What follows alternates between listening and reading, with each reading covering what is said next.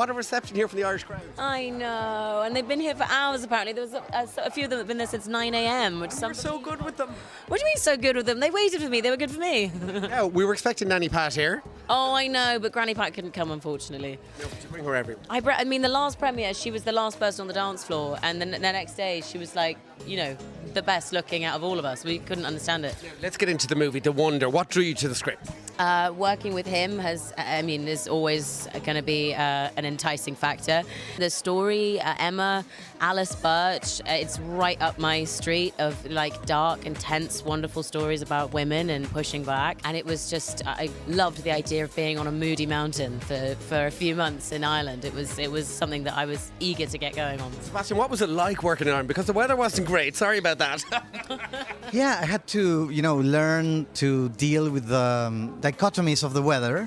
I was going nuts at the beginning when it was like, they were saying like a storm is coming in 7 minutes, 6 minutes, and then there would be this great shower, and I would be panicking, and people would be lighting a cigarette under the rain. And I was like, okay, maybe I should relax about it. Before we let you go, you love a pint of Guinness. I already had one. Thank you so much. Okay.